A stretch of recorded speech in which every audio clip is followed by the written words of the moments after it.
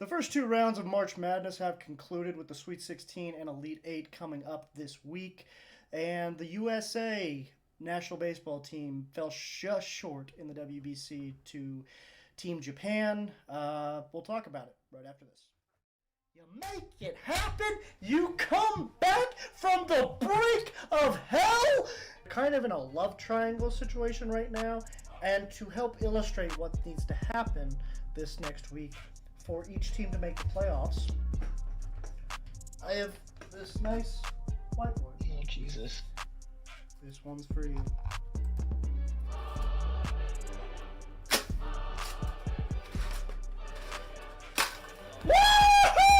How did they not figure this out? The reason the game is dying, the reason the fan base is shrinking, is because no one can watch your product. The NBA title this year with the Phoenix Suns, would that validate his legacy?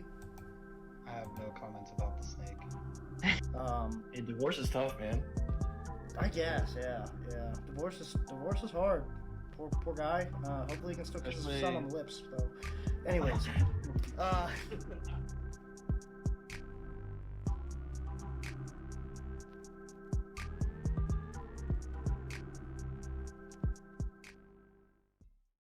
welcome back to the most unprofessional sports podcast in the world. I am your host, Zach Circleberg Burkle, here with my co-hosts Aaron, Siege, and Joe. Go ahead and say hi, guys. I guess. Yay. What's going on? All right, this is Swivel Chair Sports episode 16. If you like our content, please make sure to like and subscribe. Maybe turn that notification bell on and tell a couple friends. We would love the extra views, and we love anybody who's watching. So, but moving on to our first story, the March Madness tournament has begun starting last week with the first two rounds of the tournament. And then later this week, we will get to see the Sweet 16 and Elite 8 to determine who makes it into the Final Four this year. In those first two rounds, we had a couple of crazy upsets. Already, two of the four one seeds have been eliminated, Purdue and Kansas. We'll start with that Purdue game against Fairleigh Dickinson, I think is how you pronounce it. The FDU Knights, though, get it done as the 16th seed. Second time in history a 16th seed has defeated a number one seed. What are your guys' thoughts? Aaron, I'll start with you. Were you able to watch any of this game? I was a little busy, but I was keeping up with it on my phone. And when that final score came through, I was just floored. I couldn't believe it. I know Purdue's kind of a little overrated. We saw that in the Big Ten Championship where they barely squeaked out a win against Penn State. And, we kind of get to see those flaws come to light here in the first round against a pretty good FDU team. But what do you think? What did you see following this game? I mean, we all knew that Purdue was the weakest one seed, but they should have never lost this game. I mean, Fairleigh Dickinson, all credit due to them, but I don't think they even should have been in the tournament because they didn't even win their conference tournament. Really? I didn't know that. They only made it in because the team who won the tournament they haven't been in the division long enough. Oh, so they weren't eligible. So they weren't eligible. Just moved up to D1, I'm guessing. Which is a stupid rule. Yeah. This rule. If you're eligible, if you move up, you should be able to play in the tournament. No, I agree. If you have Division 2 talent and you're winning Division 1 games, I think you should have all the right in the world to go to the tournament. We saw that. Me, Siege, and Joe got to see that with the Oklahoma Baptist baseball team, where they would just beat the brakes off of us specifically, but really a good portion of the conference. And they couldn't even make it to the conference tournament my freshman year and y'all's first 2 years because they just weren't eligible. They hadn't been in Division 2 long enough to make the tournament. But they were far and away one of the top four teams in the conference. So I've always thought that's a stupid rule. But sticking with basketball, Siege, what did you see? Were you able to catch any of this FDU Purdue game or keep up with it on your phone anyway? What were your thoughts? Yeah, I mean, great win for FDU. Yeah, they might not should have been there, but they took advantage of the situation that they were given, or the opportunity that they were given, I should say. I mean, their coach even called it. He said, the more and more I watch Purdue, the more I think that we can beat them. And they went out there and beat them. Yeah. Then they kind of ran into I don't even know how Florida Atlantic isn't that great either, but they got beat by Florida Atlantic the next round. But no, all credit to FDU. Purdue, like I was kind of saying, they falter in big games, and this shouldn't have been a big game for them. But I guess first round of the tournament even though you're a one seed, Right. you should have handled business. But they didn't. So I give all credit to FDU, and I loved watching them beat Purdue. I loved it, every Yeah. second of it. Yeah, and hats off to you. You really did basically just call this upset without calling the upset. I mean, you didn't predict it would happen, but you did say that Purdue does have a tendency to struggle when it comes to playoff basketball specifically. So it was kind of crazy to see that come to fruition in the first round, and not maybe later on where they had a little bit of like for instance this weekend against Tennessee, where they should have been, they probably would have got blown out the water. So Yeah. I mean, uh, in my personal bracket, I had them bowing out against Memphis because yeah, I thought me too. Memphis was a better team than Florida Atlantic. But yeah, I didn't have much faith in Purdue this year. Yeah, yeah. Isn't No, this and I like mean, the third year? Didn't they lose to like a 13 and like either a 14 or a 12 in the last 2 years? I could look that up for you real quick. I know they did, like Steve said, they do have a tendency recently to um, bow out early in the tournament. Really, all the Big Ten has a tendency to do that. So it would not surprise me if this was, I can't spell basketball, if this was not the first time this has happened to them in recent memory. Gosh, I hate this MacBook. Uh, let's see here. Yeah, they made it to the round of 32 last year. I don't know who they lost to. Lost in the first round the year before that. Didn't even make the tournament in 2020. Lost in the round of 32 and or no, Sweet 16 in 2019. Oh, they made it to the Sweet 16 last year. Okay.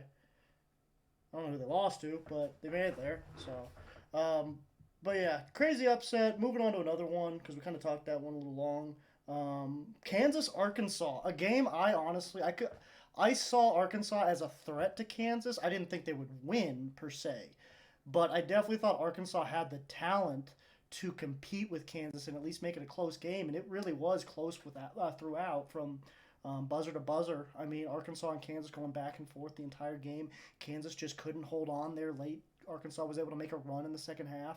So, Siege, you being a resident Big 12 guy, what were your thoughts of Kansas getting bowed out as early as they did this year, especially with them being like, I wouldn't say, I don't know about if I'd say far and away the best team in the Big 12, but they were like maybe had the slight edge over like Texas and the other Defending teams and champs. stuff like that. Yeah, Big 12 regular season Yeah. champs. So I mean, they are the defending champs. However, I don't think they quite had as high of a ceiling this year as they have in years past, and I don't even quite think that they had the highest ceiling of maybe like the top four teams in the Big 12 when they're playing well. Like when Texas is playing well, they look phenomenal.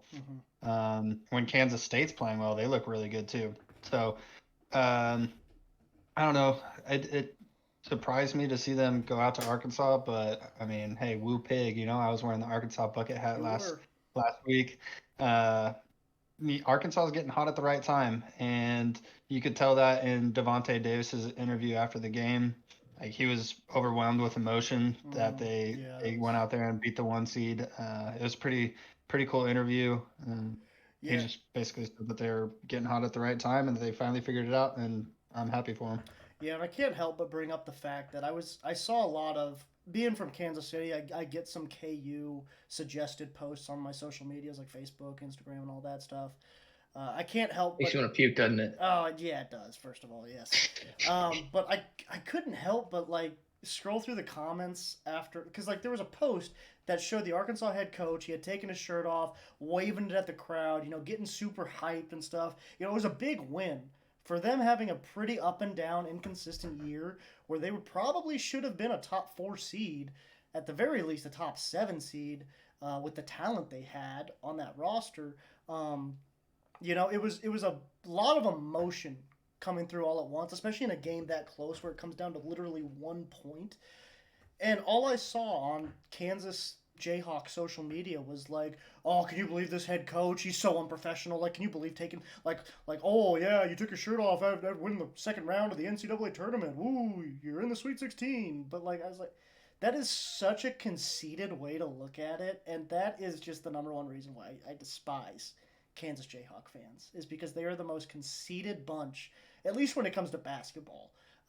Very similar to OU fans in football. And yeah, I'm throwing shots at the entire Big 12 right now because that's why.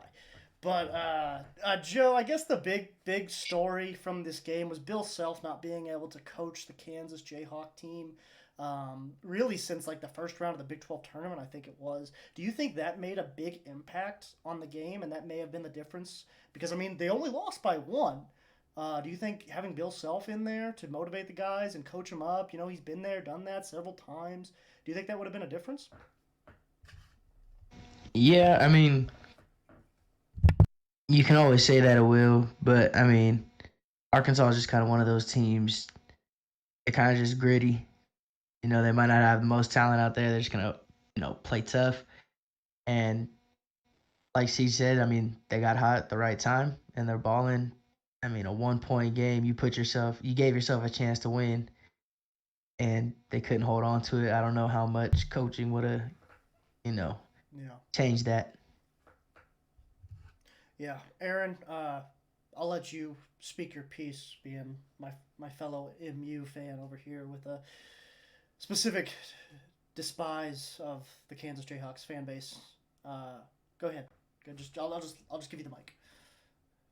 I'm not going to say too much on Kansas. I mean, it hurts, losing.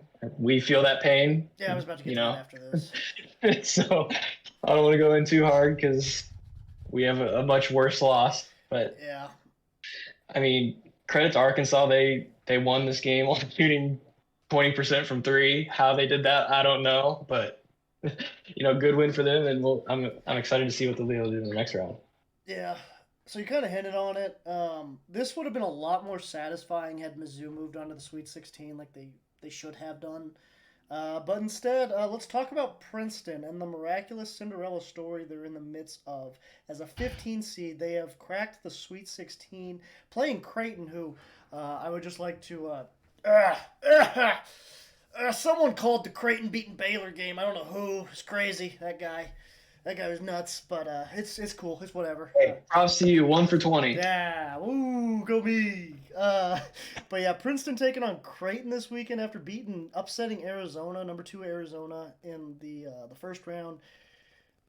I don't even know if I want to call the win against Missouri an upset because we didn't deserve it. We didn't deserve to be the better team in that game. We played like absolute dog crap. We should have been the better team. That's the problem. We should have been the better team, but we just flat out weren't from the opening tip. Opening tip, game was over. Like that's literally how that game felt. This freaking Ryan Lambert guy with the Kobe Grinches that cost like $750 freaking dollars, and I have an ad playing. That was annoying. But yeah, this Ryan Lambert guy who was out there balling in Kobe Grinches, $750 shoes in the first 2 rounds, just goes out there, drops three after, just a barrage on the Missouri Tigers defense, and there was just nothing we could do after that. We couldn't get going at all on the offensive end, couldn't stop anything on the defensive end. It was just an absolute crap show for the Missouri Tigers. Siege, were you able to watch any of that game? Because if so, I'm sure you were just giggling your little Hope heart not for out. your sake. Well, I was watching the game. I was texting you during that. Yeah, game. you were. This was the first time I really actually watched a Mizzou game. That's Good right. for you. That's right.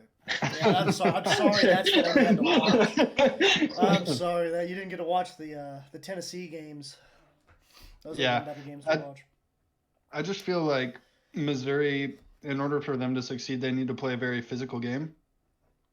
And that was not the case against Princeton, with Princeton's ability to shoot the ball really well. Yeah. And then on the other side, if Mizzou wants to crack that Sweet 16 going forward, this is no shot to any of the players. Well, most Okay, of them are gone. y'all got to get in the gym. Well, most of those like- guys that you're talking about are graduating. So Okay. Yeah. It's just A lot the of them are first time I turned on, transfers. Yeah. they were all like either really skinny or like Mhm. kind of Really pudgy. short. And I was like, this is Or it was like pudgy. weird. Like Nick Honor, They didn't pudgy.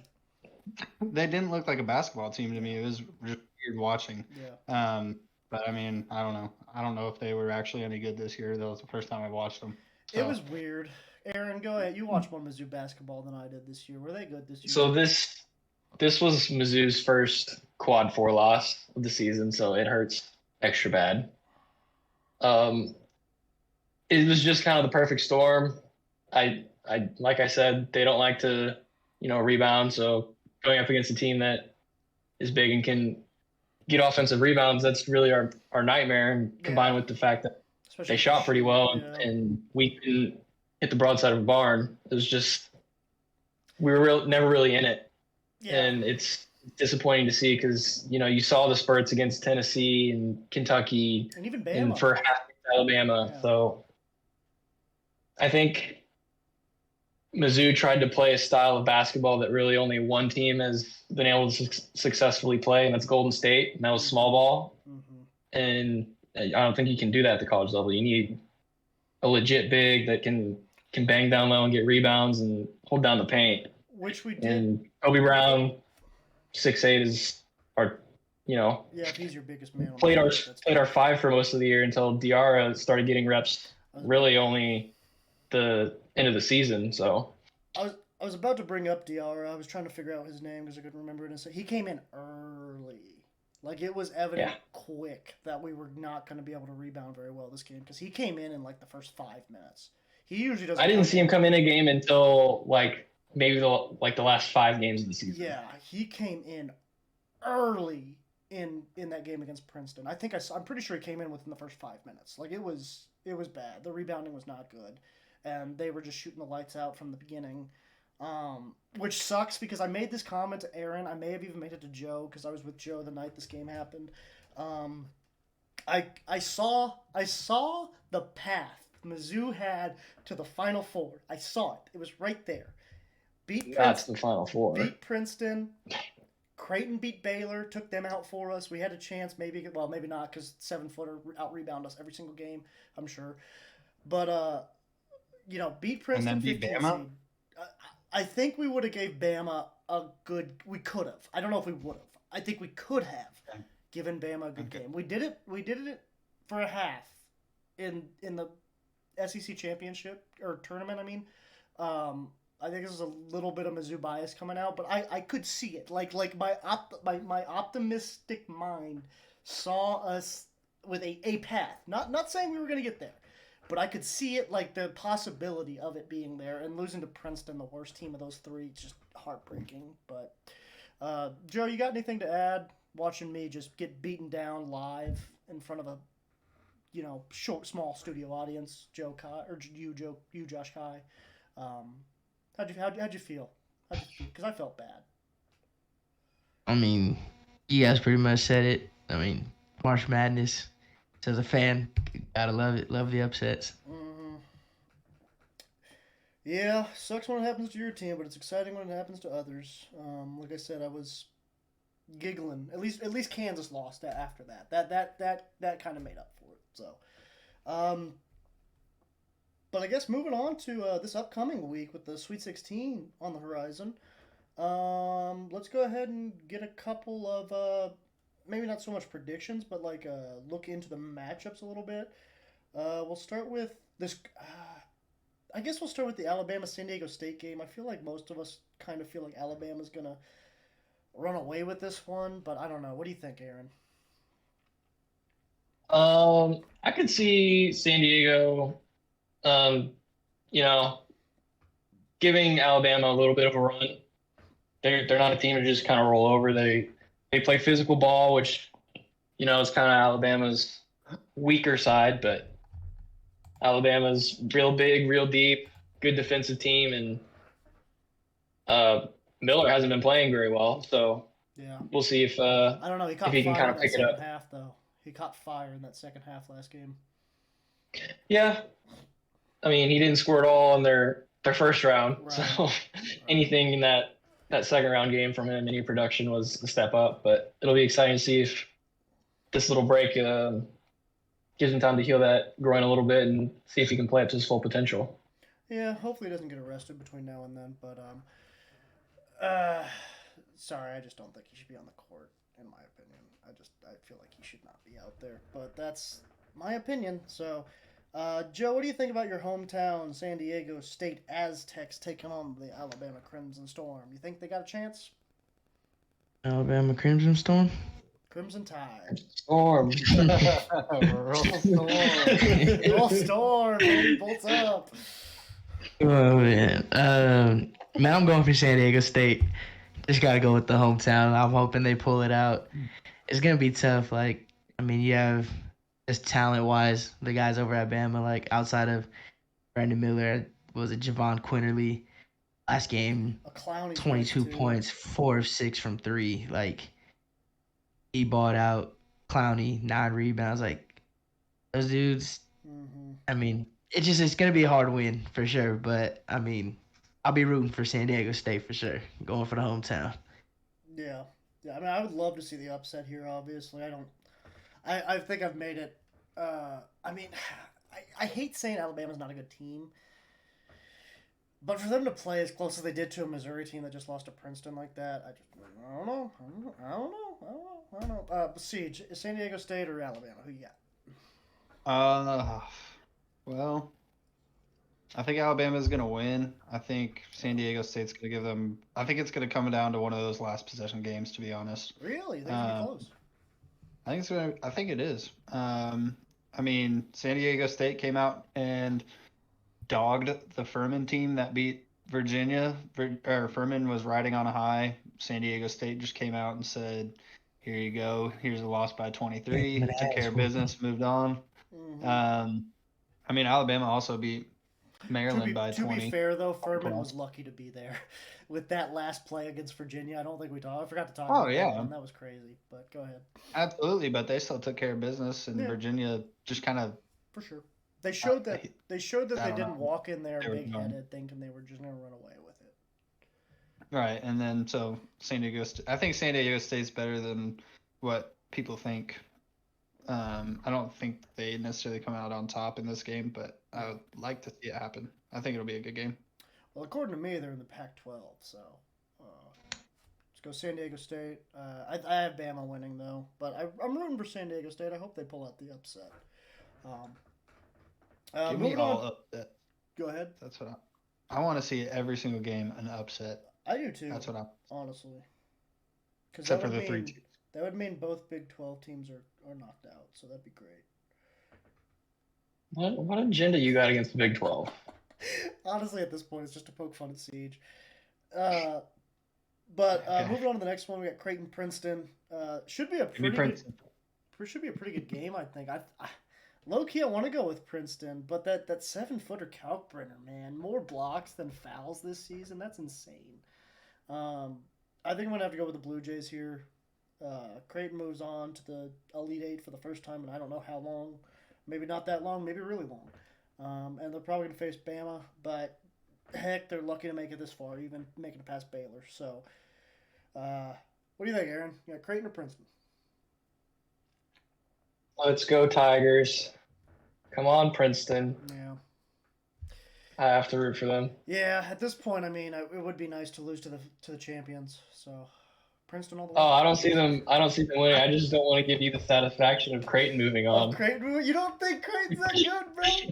God, I think Creighton's I'm not saying I don't think they're good. I don't want to give you the satisfaction. Height is so important in college basketball, much more important in college basketball than it is in the NBA. And to is it important against a team that shoots threes, though? Yeah, that's true. That's going to be tough. But they're not going to get out rebounded like Missouri did, so that's a plus. But so who do you have then? Do you have Princeton? Give me Princeton. I like it. I think Creighton's going to win, but I'd love to see Princeton win. I just think Creighton's got it. Joe? Princeton. All right, I like I like the underdogs, man. I'm okay being. I'm okay. I'm okay with that because, like I said, I want Princeton to win. It makes me. I'm usually a Creighton fan. I usually I like to see them go, but I don't know. I got to ride with Princeton this year. Burke likes to be the contrarian I anyway. do. I'm a natural contrarian. I always have been. I like, for instance, back in middle school, I thought Lil Wayne was trash. That was a stupid take. Terrible take. Awful. I said it just because everybody liked Lil Wayne. It was a terrible take. Moving on to the Midwest region, we got Houston versus Miami in the first game. I mean, the U's put up. I mean, they beat the crap out of Indiana, who I thought was gonna make a run, not to the championship, but I thought they were gonna make a run to the Elite Eight, Final Four. I don't know how Sasser's doing health-wise. It looks like he's fairly fine. I mean, they beat the crap out of Auburn. I think I'm gonna have to go Houston in this game, just because they seem like they're the better team. But what do you think, Aaron? I haven't seen too much of Miami this year. I've heard they had really good guards, so this should be a really good, fun matchup guard-wise. But I think I'm going to lean towards Houston as well. Yeah. Siege, I know you were high on Miami this year. You had them win the ACC tournament, and they almost did. They lost to Duke, I believe, in the championship. So, who do you have? Do you have Miami? You have Miami pulling out the upset? I know you said you wanted upsets. Yeah, I do want upsets. I always want upsets, and I am still high on Miami. I'm just not seeing it pan out. Yeah. On Friday against a Houston team that's playing really well. So, yeah. Although, I mean, Northern Kentucky kind of scared Houston a little bit. Aaron said that it might happen, or you did, or someone did. One of y'all did. I mean, yeah, I said that. I don't know if Houston's like it, but I don't see Miami pulling it off. Yeah. I'm gonna go with Houston, although like I do really like Miami this year. I think that they have a really good team. Speaking of Both Miami, men's and women's, right, Siege? Huh? Both men's and women's, right? Oh yeah, yeah. you're I mean, definitely I've actually been watching Miami women's basketball. I wonder why. I don't know. Could it be the two twins? I don't know why. Could be the twins. Really Joe, who you got? Miami or Houston? I'm gonna take Miami since y'all are rolling with Houston. I like it. Kind of just go against the grain, but last game against Indiana, Miami shot as a team almost 40% from three, and in college it's insane to see. Like, you don't see that too often, it seems like. So, I mean, let's see if they can shoot 40-45% from three, because they're gonna have to be able to keep up with Houston though. Those boys can play. Yeah. The U. Yeah, I think it'll be a good game. Miami's shown that they're a pretty good team these first two rounds. Had a little bit of trouble with Drake, but then beat the crap out of Indiana. Houston, same thing, though. They had a little bit of trouble with North Kentucky, then beat the dog crap out of Auburn. I was trying to come up with a different word. I couldn't think of one on the spot. So, yeah, I think it'll shape up to be a good game, but ultimately Houston probably comes out. We'll see, though. Moving on to Xavier and Texas, or Xavier. There we go. There you go. There you go. My bad. We're learning. X throws me off every time, especially because it's the logo. So we got Do you say egg xylophone? I guess that does start with X, doesn't it? It's been a while since I've seen the word xylophone. But I got Xavier. Xavier and their xylophones taking down Tez's. See what I did there with the Tez's? No? Okay. Yeah, that's terrible. Uh-huh. I tried. Aaron, you got Xavier in Texas. I'm gonna go with Texas.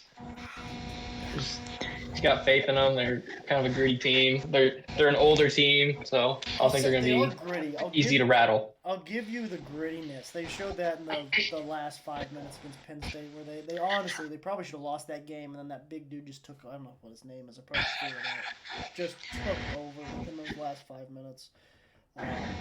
Siege, I got a feeling I know which way you're going, but go ahead and let me know anyways. Go Ew. I hate. Texas is winning. I just hate Texas, but Texas is winning. Yeah, I just don't want them to, so I'm going Xavier. But Joe, who you got? I'm gonna go Texas. I want you after watching that last game Wow. in those last 5 minutes. Surprise. DC, that dude went crazy. Yeah, So I mean, DSU went let's nuts. just see what happens. Might just be all about timing, but just give me Texas on that one. Yeah, DSU went crazy in those last 5 minutes. It was like we were watching it together, and you kept saying, you were like, "Dude, this dude doesn't miss. He's made everything."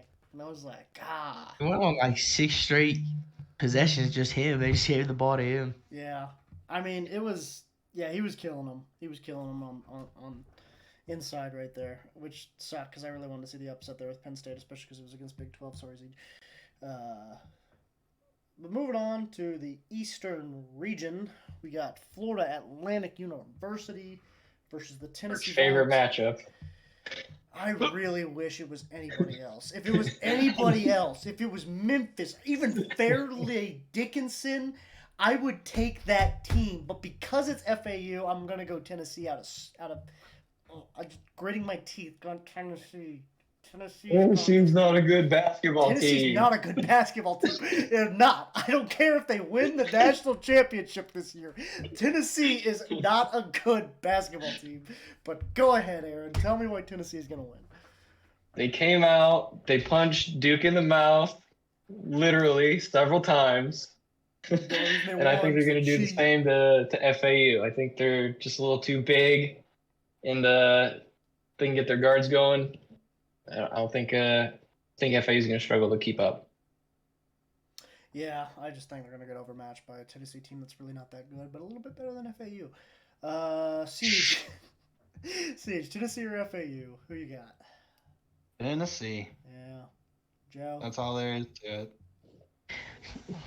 Okay, let's go with FAU on this one. Oh, come on, Joe. Yeah, hey, they average 78 points a game. I'm gonna go with them. Maybe they. I'm gonna take a gamble. I'm gonna say they shoot the lights out the gym. They just don't miss. Rocky Top who? Rocky Top who? Nah, Tennessee. I guarantee they lose in the Elite Eight though. I guarantee it right now. Right now, mark it down. Right now, Tennessee loses. Guarantee. Doesn't matter. Congratulations, Tennessee fans. You're on your way to the Final Four. Congratulations. Tennessee will lose to either Kansas State or Michigan State, which, in my opinion, will be Michigan State. That's who I win in that matchup. Michigan State versus K-State. I'm going to take Tom Izzo and the Fighting Spartans out of the state of Michigan. Aaron, who you got? I think Izzo and the Spartans are very underrated. Izzo he knows how to get his team ready for March, and he builds his team for the tournament. He's like the only coach in the Big Ten that's not scared to, shift towards this more guard-centric game nowadays. But with all that being said, I think Kansas State is a very good team. I think their cohesion is off the charts. They really impressed me last game, so I'm going to go with K-State. Yeah, I mean, they won a tough game against Kentucky. I'm not going to take anything away from them there. They did. I thought Kentucky was going to end up squeezing it out, but K-State just held on at the end and was able to move on. But I think this is where their road ends. Siege, what do you think? No, I think K-State wins this game. Mainly because of Case and Wallace and Oscar. I'm not going to try to say his last name because that is the last name that I cannot say. But he's their center. He gets boards, dude. He had 18 against Kentucky to go along with 25 points.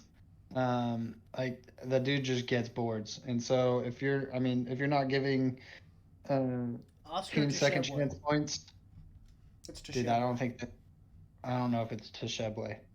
I think it's Tshibwe. Tshibwe? Either way, I'm not going to try because I don't want to butcher it. It's close enough. I feel like I kind of close. if you can limit second chance points for your opponent and give yourself more second chance points, I think you're setting yourself up for success, and he does that really well as anybody in the country. So I'm gonna roll with K-State. All right. Joe, who you got? Spartans up, baby. Barnes. Wait, does Sheway plays for Kentucky? What the heck? Does he? Yeah. Am I stupid? Am I an idiot? I could be an idiot. I'm not gonna answer that question. I'm an idiot. Just cut it. Marcus Noel. Marquise Noel. Dog. 9 assists, 27 points. Dog. Yeah. That being said, Swivel did have 18 rebounds and they still lost. He sucks. That's the only reason it was close. He sucks. Should have been 20. That's funny. All right, so moving on to the Western region, we got Arkansas versus UConn. This is a tough one, man. I don't know. I had UConn in my Final Four, but after seeing what Arkansas did to Kansas, I'm going to go Arkansas here. I am. I'm going to switch it up. Because I had Kansas win that, then I had UConn beating Kansas.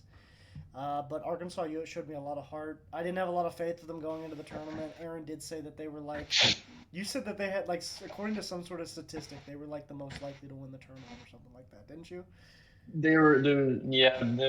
So it's like a certain, like 95% of the tournament champions since 2000 have had like a defensive rating of like top 27 and an offensive rating of top 50 in the KenPom. And then there were some other qualifying factors, and it was like them and Tennessee were like tier 3.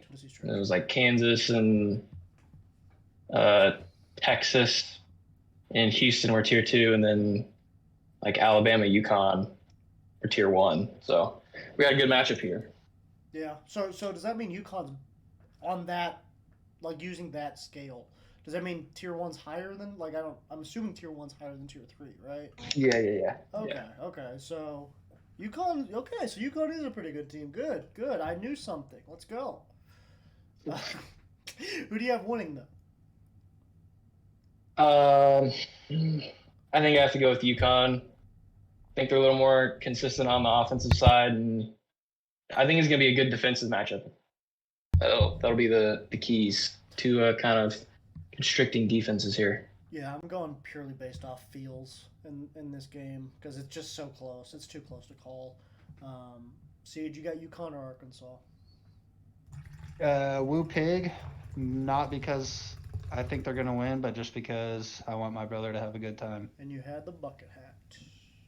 Yes. Did he stay out of trouble last weekend? Yeah, he was actually home because they're on spring break this week. So. Oh, wow, they beat Kansas on spring break? That sucks. That campus would have been going crazy. Oh, that blows. Yeah. So, they're on spring break this week, so he's actually in Arizona, but I'm sure he'll be watching the game. Yeah. Joe, who you got, Arkansas or UConn? I'm going Arkansas. I was looking at these team stats. I don't know if this is just their team stats in the tournament or all season, but nonetheless, they're averaging 5 blocks a game and 8.5 steals. Like, that is an insane amount of turnovers. Yeah.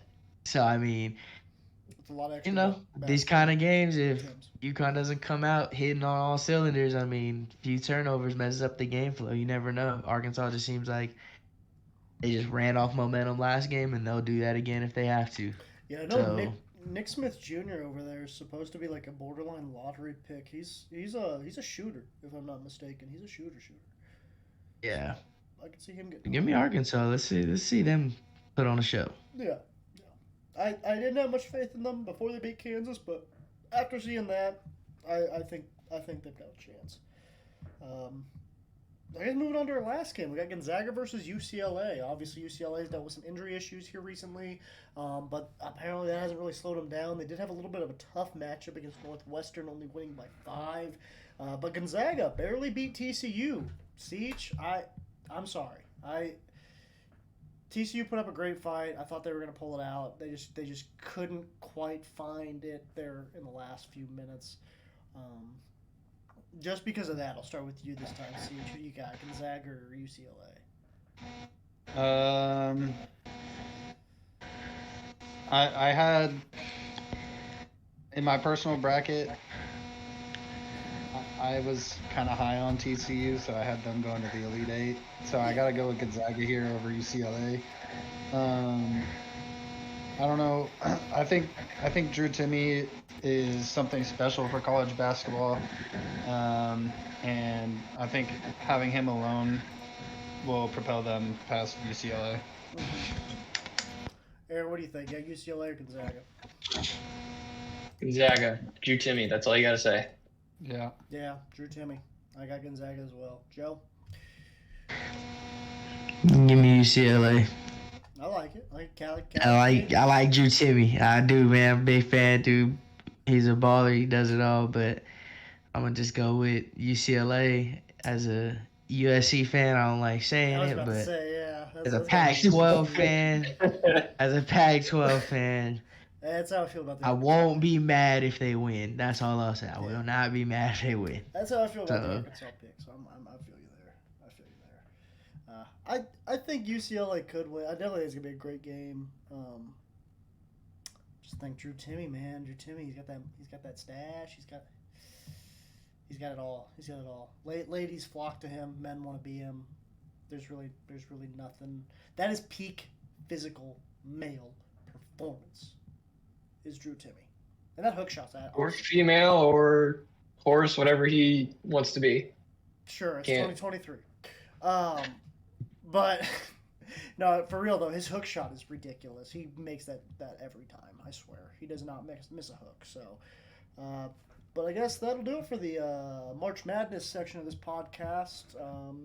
Moving on to the World Baseball Classic, finishing up last night in a heartbreaking loss for the United States. Team Japan was just a little too much for them. Oh, here we go. Mexico, Puerto Rico. Puerto Rico was a great game, though. I watched most of it. I believe, I can't remember who. Joe, can you help me out a little bit here with the Mexico-Puerto Rico game? What about it?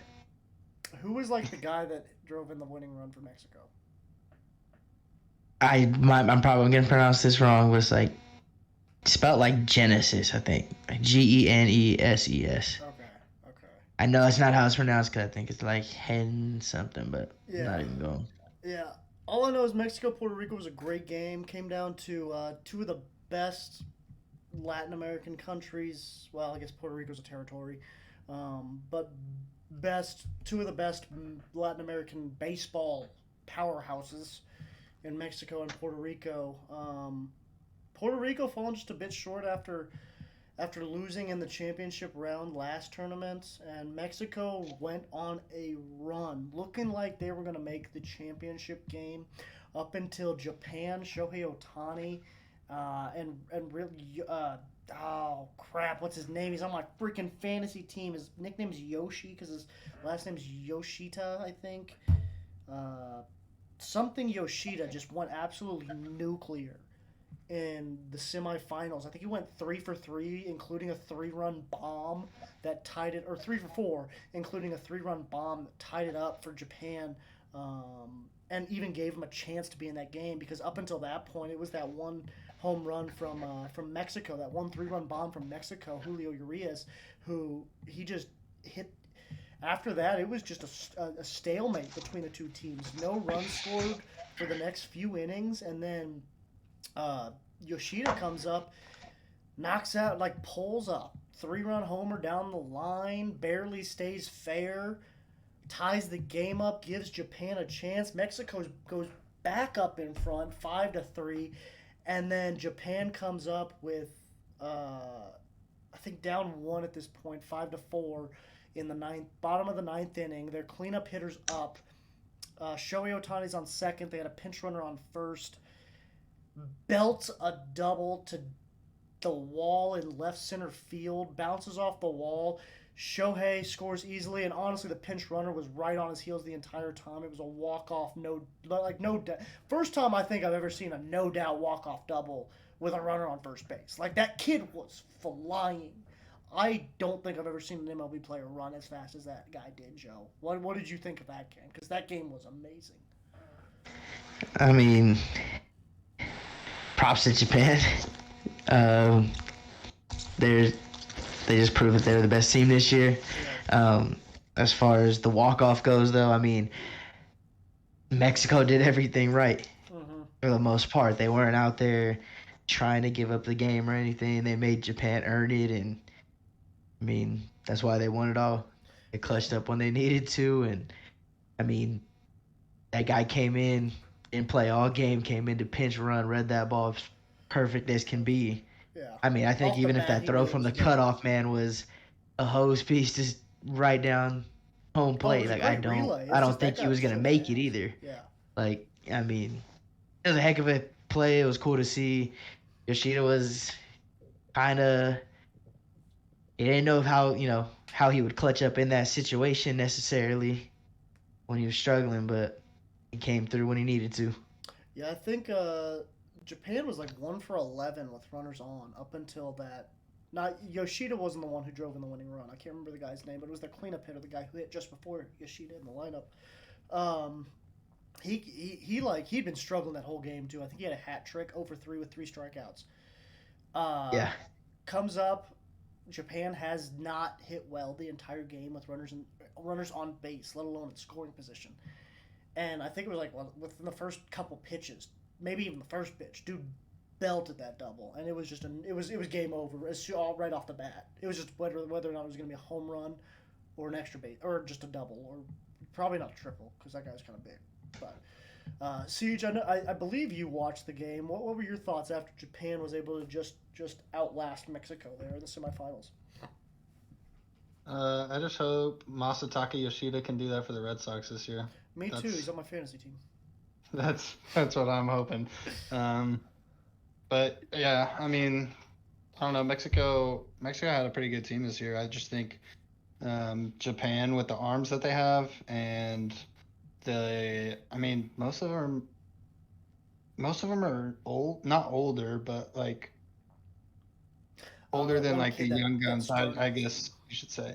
Yeah, besides that one pitcher who's just unreal. There's 101, 102. Like, that guy's insane.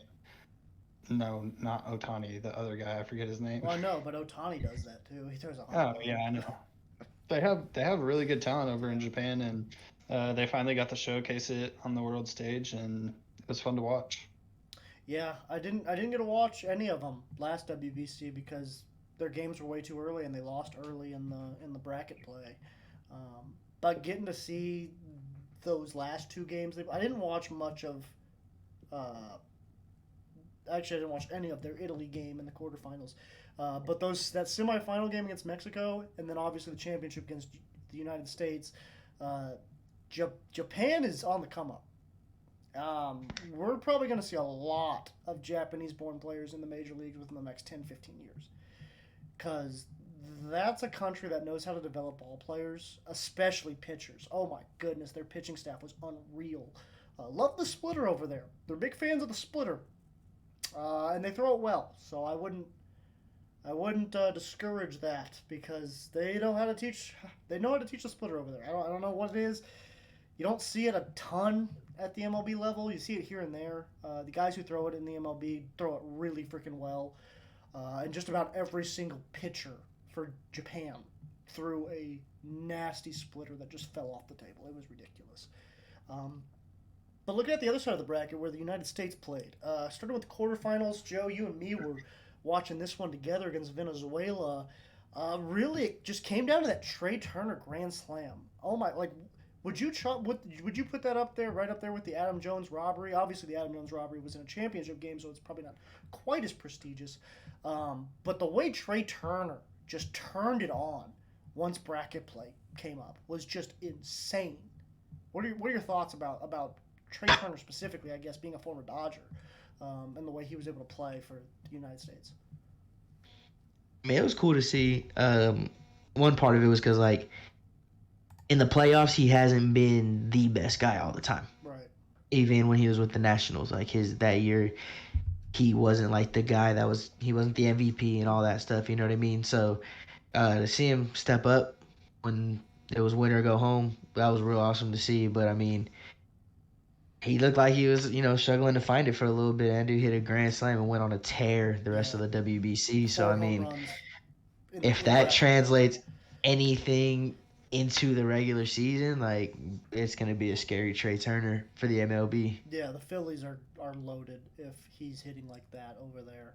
Of course, Bryce Harper's out for at least the first half of the season, so we'll see. Right? Because he has like a knee injury or something, doesn't he? Recovering from Tommy John. Tommy John, that's what it was. Yeah, so Trey Turner was really the story for the United States this tournament.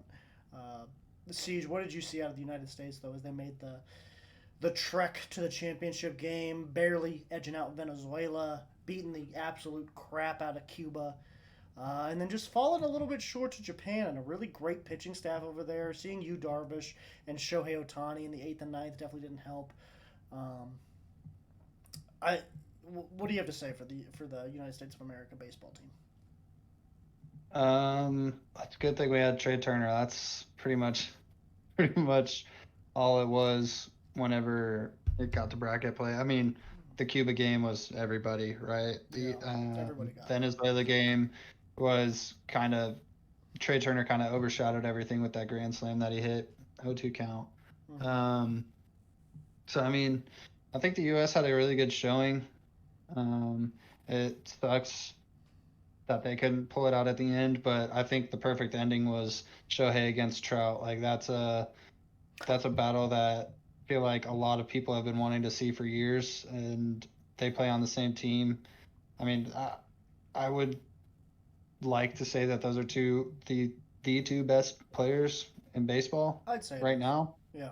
And we don't get to see them face off ever because they play on the same team. And not a And very good their team is terrible, Yeah. so we don't even get to see them in the playoffs ever. So Yeah.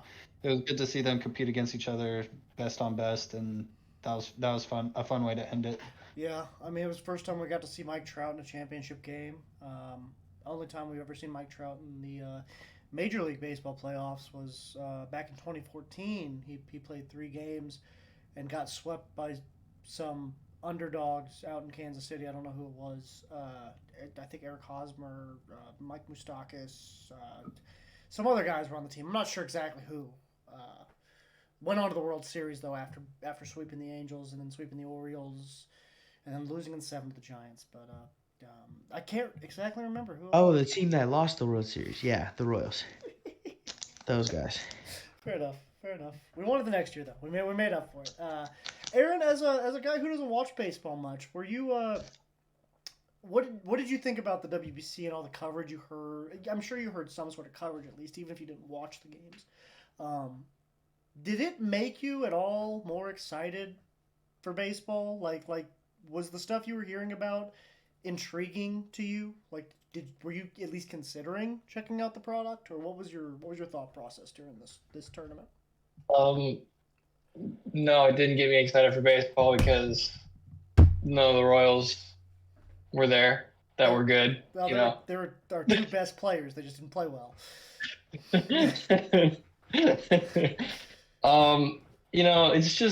It's tough as a casual fan Yeah. to get behind, a team. I mean, yeah, we had a stacked lineup of hitters, but we did not send anywhere near our best pitching lineup over there. So No. it's tough knowing you're not, putting your best product out there to be able to get behind a team. But I did keep up a little bit with it, and especially the championship game. I was pretty sure I was hanging out with you and Joe in a call, and we were talking about it. But yeah, it's good for Japan and good to grow the game. And I think this could be a good example of, for the MLB as to how to, kind of market their product. Yeah, I mean, this last time was super exciting. And last, I didn't even know what the WBC was until 2017. And that's being a guy that, loves baseball. Maybe doesn't follow it super hard, but he loves the game. And I just remember the feelings I had back in 20. Excuse me. I just remember the feelings I had back in 2017 watching USA win the whole thing, and just the quality of baseball we got to see in those 2 weeks. Just 2 weeks. That's all it took. Just 2 weeks. And we got to see some of the best baseball I've ever seen in my entire life. And honestly, it carried over to this year. It was great to see after a 6-year hiatus due to the whole COVID thing. You're allowed to say that on YouTube now, so don't worry. But yeah, after seeing it be delayed for 3 years, I was a little worried that it may not pack that same punch that it did back in 2017.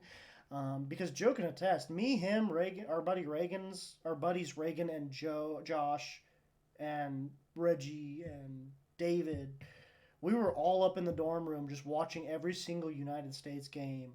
I remember we were in there together when the Adam Jones catch was made to basically seal it for the United States. And this had a lot of that similar energy. Wouldn't you say, Joe? For sure. I mean, it was exciting. WBC put on a show, even in pool play. I mean, Yeah. teams showed up. Seeing some of the top MLB players playing on other countries and stuff is still cool because, just like C says, seeing Trout and Ohtani, two players who would never, probably the two best players, like you guys said, face each other. I mean, that was cool, let alone with the game on the line like that. So as intense as it can get. But it's kind of sad knowing that the normal MLB season won't be this exciting, Yeah. especially when you can't watch the games. So Yeah. can't wait for October, baby. You bring up a really good point there. It's a shame that we're able to watch more WBC games on TV than we are Major League Baseball games throughout the regular season. They had every single one on Fox Sports 1 or Fox Sports 2 or even just Fox. I think Tubi also had some of the Asian market games like Japan and China, Chinese Taipei and all them. Taiwan, not Chinese Taipei. But yeah, I wish the passion for regular season baseball was as intense as it is in the WBC, because it was some of the most exciting stuff to watch. At least as far as baseball is concerned. I understand that most people think baseball is boring. If you would have tuned into the WBC and seen the crowds, seen the reactions after big hits, big strikeouts, it's a fun game, man. It's a fun game to watch. I wish more people would get into it. I wish MLB would market it better. It's just a damn shame that America's pastime is just kind of being brushed aside and not recognized. Like, honestly, hockey's pretty close to overtaking it at this point. When it comes to media attention, I feel like baseball does not get what it deserves. A lot of that has to do with MLB in general. And I think the WBC this year, and 2017 as well, but really this year, just because it's more recent and we got to see, all the international guys really, really perform well. It's just a shame that's what, like, we see that, we know that's what baseball can be. And for some reason that the MLB just doesn't understand that and can't figure out how to market it in the same fashion.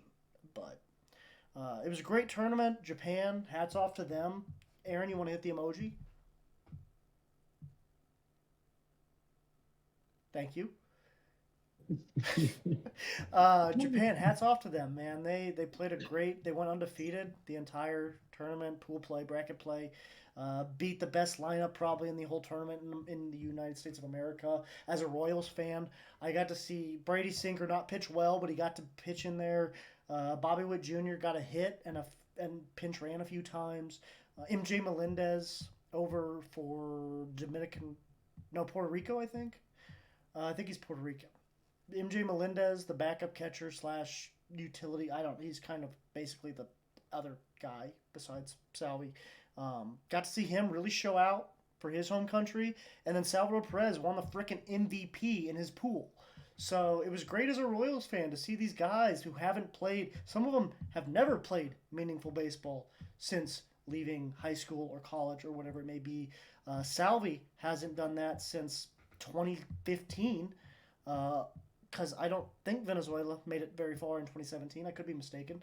But it's great to see guys like that, and Trout and Otani and all these superstar future Hall of Fame players just actually get a chance to play meaningful baseball, even though some people like Keith Olbermann claim that it's a meaningless tournament. I just refuse to believe that, because every player that participates in the WBC treats it as if it's the most important thing of the world in the world. Most players would argue that it's more important to them than winning a World Series. And a lot of people will clown them for that. A lot of people would say that, oh, that's BS. Winning a World Series is so much more important than that. The WBC is stupid.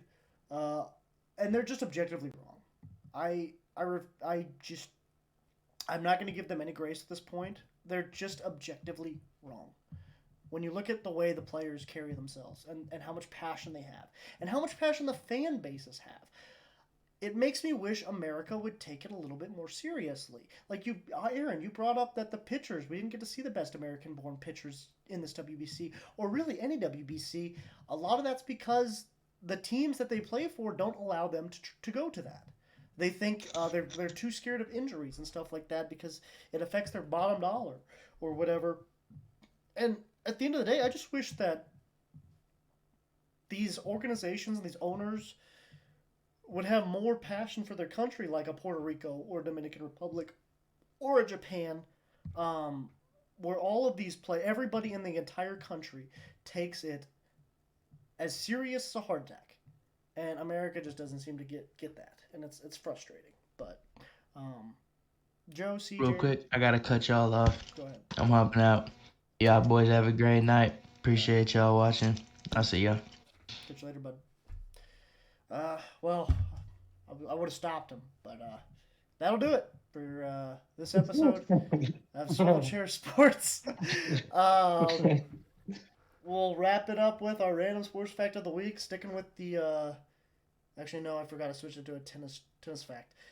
So, our random sports fact of the week is the longest recorded tennis match lasted for 11 hours. This took place at Wimbledon in 2010. John Isner won this match against Nicholas Mahut, and it took over 3 days to complete. So, rain delays should not result in canceled games. They should just, play it the next day. Happens in tennis. I don't know. Rain delays are stupid. Oh, there's actually another one that's kind of fun. I'm going to bring this up just because this is fun. More people from nudist colonies play volleyball than any other sport. So, yeah, spike a ball, you'll see some titties pop. I mean, it's tough to play volleyball in cold weather. So. Fair enough. But you might get to see, ooh, ba-doop, just saying. Jesus. That'll do it for us, folks. Real quick. Bryce Harper is not getting put on the 60-day DL because they think that he'll be able to play by late May. Also, John Morant was wearing a mask today in his first game back since why was he wearing being a mask? suspended. Like a protective mask? Yeah, it was a protective mask. I don't know why he was wearing it. Maybe he got punched in the Hit in the face face by a stripper. Maybe that ass popped a little too hard, huh? I don't know what happened there, but yeah. That's crazy. Yeah. Go Thunder. Go Thunder, yeah. Before we go, I just want to mention that the Oklahoma City Thunder have moved up to 7th in the Western Conference, 2.5 games out of 4th place, where the Phoenix Suns sit. The only teams above them are the Phoenix Suns, the LA Clippers, and the Golden State Warriors. Well, other than the top 3 teams. But between 4 and 7 is the Phoenix Suns, the LA Clippers, and the Golden State Warriors. The Oklahoma City Thunder play all 3 of those teams one more time this season. I'm calling it right now. I called it earlier in our group text. Oklahoma City, if they win against the Clippers, the Warriors, and the Suns, just 3 more games. They just have to win those 3 games this year. And probably some more. Because if they lose the rest, it probably doesn't matter. But those are the 3 big ones. if they win all three, or at least 2 out of 3, I think they avoid the play-in altogether.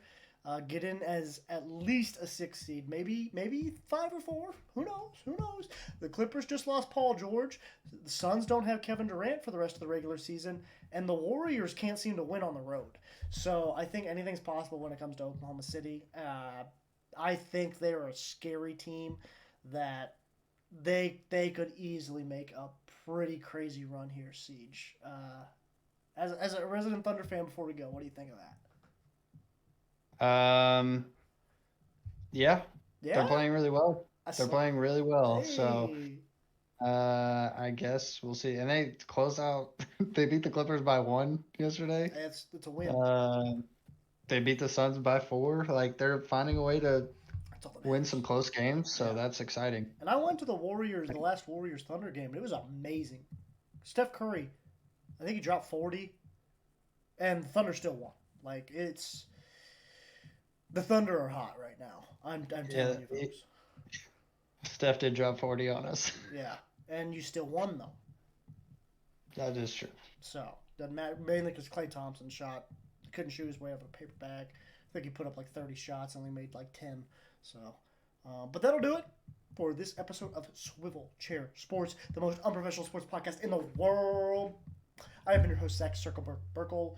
Here with my co-host today, Aaron and Siege. Go ahead and say bye, guys. Bye, guys.